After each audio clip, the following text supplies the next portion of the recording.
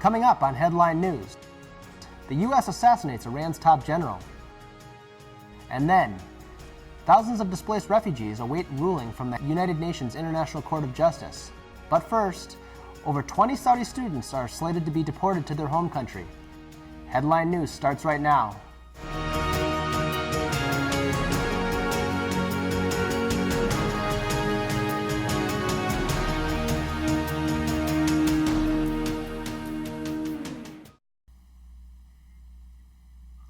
Hi, I'm Spence McGrath, reporting this week's top news stories that you need to know.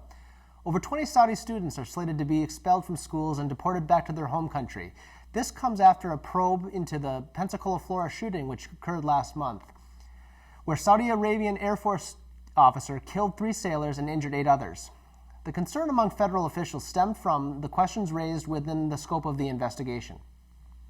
While specific details of the problematic findings have not been released, several individuals were found in possession of child pornography, failed to report the shooter's extremist leanings, as well as participation in a rally before the shooting, where the shooter and some other trainees watched videos of mass shootings.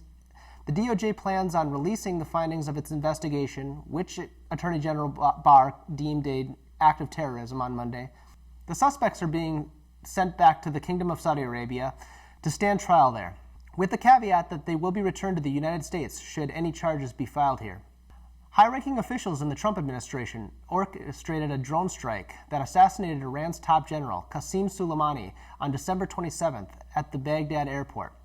Soleimani was the head of the elite Quds force of the Iranian Revolutionary Guard that oversees many of the special operations.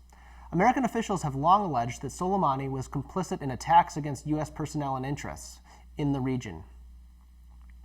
In the wake of Soleimani's death, Iran launched a symbolic retaliatory attack that failed to yield any casualties.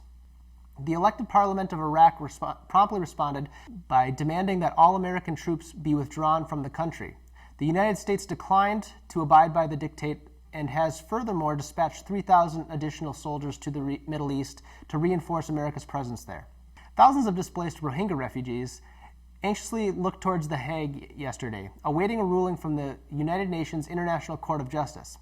The World's High Court announced that Myanmar's armed forces had engaged in war crimes that had led to the displacement of thousands of the country's Muslim minority, the Rohingya.